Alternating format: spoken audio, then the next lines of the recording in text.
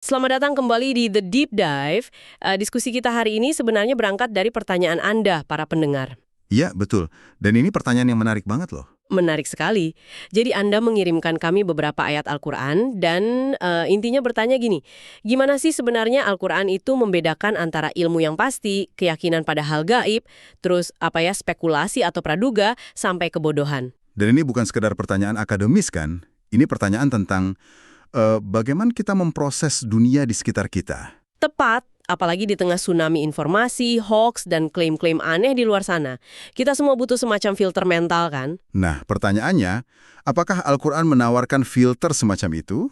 Itu dia. Jadi misi kita hari ini adalah, yuk kita coba bongkar bareng-bareng semacam toolkit berpikir kritis yang ternyata udah tertanam di dalam Al-Quran.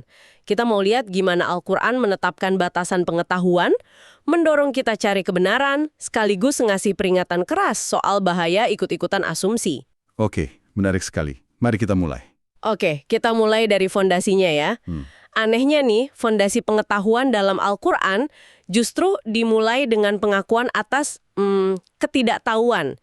Di awal sekali, surah Al-Baqarah ayat 3, ciri pertama orang bertakwa itu kan alladzina yu'minuna bil ghaib. Mereka yang beriman kepada yang gaib. Nah, itu. Ini kan agak kontraintuitif ya. Kok bisa? Untuk jadi orang berilmu, kita harus mulai dengan percaya pada sesuatu yang nggak bisa kita lihat atau buktikan di lab. Justru disitulah kuncinya. Ini sebenarnya soal kerendahan hati intelektual. Gini deh, sebelum kita bisa mengisi gelas pengetahuan kita harus sadar dulu kalau gelas kita itu ada batasnya. Oke. Dan ada lautan pengetahuan di luar sana yang nggak akan pernah muat ke dalam gelas kita. Jadi, pengakuan terhadap al-ghaib itu adalah pernyataan fundamental bahwa, oke, saya sebagai manusia, dengan segala kecanggihan saya ini nggak tahu segalanya. Jadi ini semacam garis start gitu ya, mengakui ada batas dulu. Persis, Al-Quran itu secara sadar membagi realitas jadi dua domain. Ada yang disebut alamus syahadah, alam yang bisa kita saksikan, kita ukur, kita observasi. Ini ranahnya sains. Yang kelihatan ya. Betul. Lalu ada alamul ghaib, alam yang tak terlihat yang berada di luar jangkauan kita. Kayak di surah At-Taubah ayat 94, Allah disebut sebagai alimul ghaibi wasyahadah. Yang mengetahui yang gaib dan yang nyata. Nah itu dia, Al-Quran seolah-olah bilang, hei manusia, kalian boleh jelajahi alam syahadah habis-habisan. Tapi ingat, ada bagian realitas yang kuncinya hanya aku yang pegang. Dan Al-Quran spesifik banget loh soal kunci-kunci ini. Contoh yang paling sering diulang kan soal kapan hari kiamat. Itu jelas-jelas dibilang bukan urusan kita. Betul. Di surah Al-Mulk ayat 26, perintahnya jelas. Kul innama al-ilmu indallah. Katakanlah, sesungguhnya ilmu tentang itu hanya ada pada sisi Allah. Udah, titik. Nggak ada ruang buat spekulasi. Dan penetapan batas ini tujuannya bukan untuk membatasi akal manusia loh. Justru sebaliknya, untuk melindungi akal manusia dari kesia-siaan. Maksudnya? Daripada kita menghabiskan energi untuk sesuatu yang nggak akan pernah bisa kita pecahkan, Al-Quran mengarahkan energi kita ke hal-hal yang bisa kita teliti. Kayak sarkastis gitu. Oh, yang itu ya? Iya, ditujukan ke orang yang sombong merasa pasti masuk surga. Ayat itu kan bertanya retoris, Attala al-ghaiba, apakah ia melihat yang gaib? Iya. Cara bertanyanya itu loh, kayak bilang, oh iya, Anda punya akses VIP ke alam gaib, udah pernah ngintip bocorannya gitu. Ini cara Al-Quran meruntuhkan arogansi orang yang sok tahu. Tepat sekali. Itu adalah pukulan telak bagi siapapun yang bikin klaim besar tanpa dasar. Jadi langkah pertama dalam epistemologi Qur'ani ini, ya memetakan wilayah. Jelas banget dipisahin, mana yang bisa dianalisis, mana yang harus diterima dengan iman. Jadi iman pada yang gaib itu bukan mematikan akal ya? Sama sekali bukan. Justru itu adalah tindakan yang sangat rasional. Menggunakan akal untuk mengenali batas kemampuannya sendiri. Oke, ini menarik. Jadi setelah Al-Quran bilang, oke ini bukan wilayah kalian, jangan spekulasi di sini, itu kan baru setengah dari peta ya. Nah, di wilayah yang boleh kita jelajahi di alam syahadah ini, apa rambu-rambunya supaya kita nggak tersesat? Nah, disinilah kita masuk ke jantung dari toolkit berpikir kritis Al-Quran. Ada dua istilah yang terus-menerus dipertentangkan. Ilm versus zon. Ilm dan zon, oke? Ilm itu adalah pengetahuan yang kokoh, berbasis bukti. entah itu bukti dari observasi alam atau kepastian dari wahyu. Sedangkan zon, nah, zon ini lawannya. Bisa kita artikan sebagai praduga, spekulasi, asumsi, gosip, katanya sih. Oke. Semua informasi yang rapuh ya? Betul. Semua informasi yang rapuh dan tidak terverifikasi. Jadi pada dasarnya ini pertarungan antara fakta dan fiksi, atau antara data dan dugaan. Bisa dibilang begitu.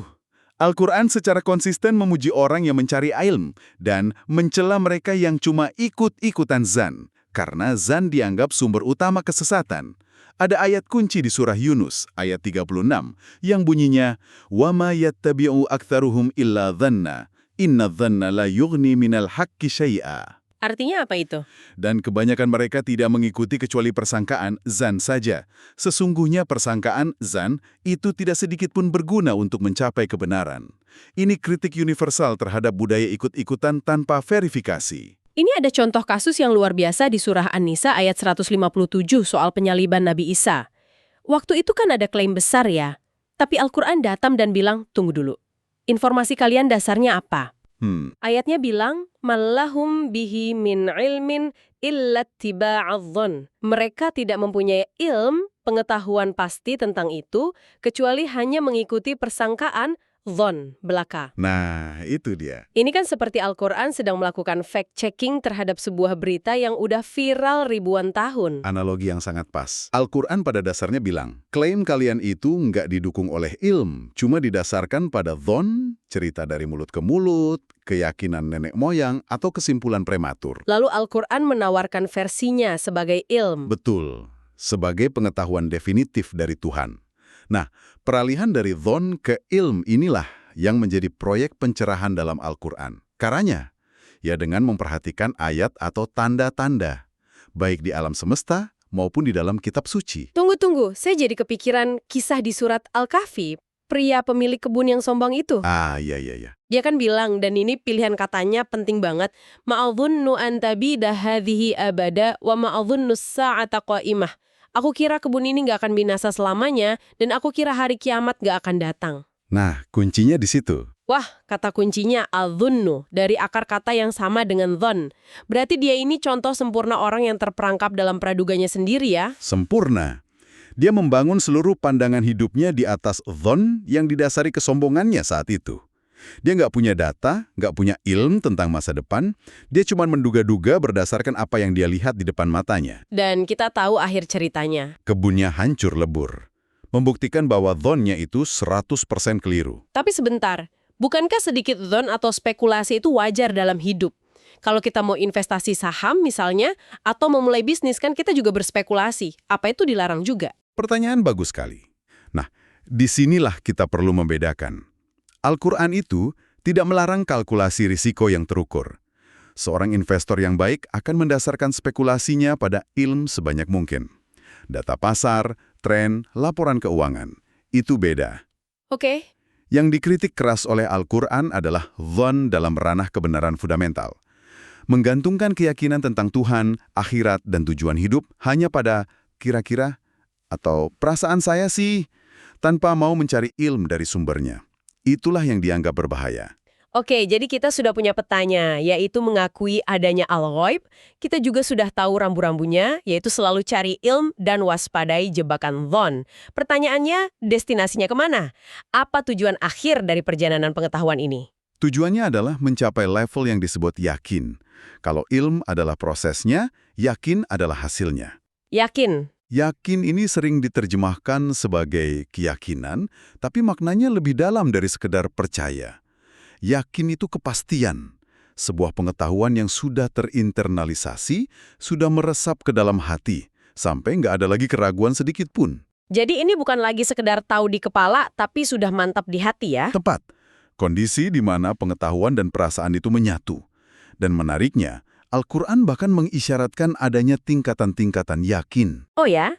Saya coba pakai analogi ya, misal soal api. Level pertama ilmu yakin.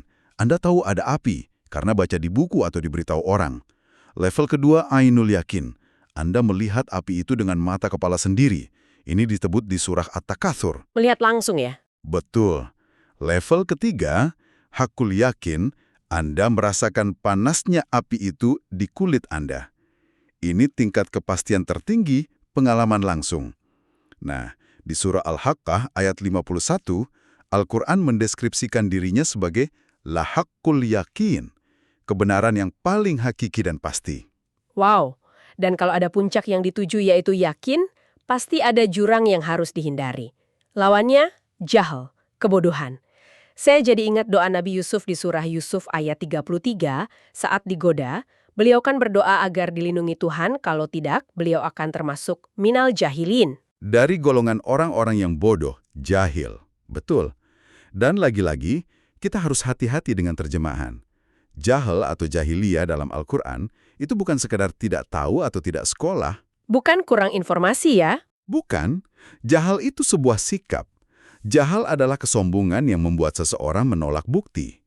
Orang jahil itu bisa jadi seorang profesor, tapi dia menggunakan kepintarannya bukan untuk mencari kebenaran, tapi untuk membenarkan nafsunya. Itulah yang disebut di surah Al-Fat ayat 26 sebagai hamiyatal jahiliyah. Kesombongan jahiliyah. Jadi, jahal itu bukan soal IQ, tapi soal mentalitas. Seseorang yang menolak fakta karena nggak sesuai dengan keinginannya, itu manifestasi dari jahal meskipun dia punya gelar doktor. Persis. Ini yang membuat kerangka ini begitu relevan. Dan sebagai penutup dari sistem ini, ada satu peringatan yang sangat keras yang merupakan konsekuensi logis dari semua ini. Apa itu? Jika ilmu begitu berharga dan dzan begitu berbahaya, maka berbicara atau menyebar informasi tanpa ilmu adalah sebuah pelanggaran serius. Ini pasti ayat yang tadi kita bicarakan sebelum mulai. Benar. Di surah An-Nur ayat 15, ada teguran yang luar biasa tajam. وَتَقُولُونَ بِأَفْوَاهِكُمْ مَا لَيْسَ لَكُمْ بِهِ عِلْمٌ وَتَحْسَبُونَهُ هَيِّنًا وَهُوَ عِندَ اللَّهِ عَظِيمٌ. Dan kamu mengatakan dengan mulutmu apa yang tidak kamu ketahui ilmunya, dan kamu menganggapnya ringan, padahal di sisi Allah itu adalah besar. Nah, itu. Kalimat terakhir itu, kamu menganggapnya ringan, padahal di sisi Allah itu adalah besar. Jelek banget. Itu kan deskripsi sempurna dari kultur media sosial kita ya? Betul sekali.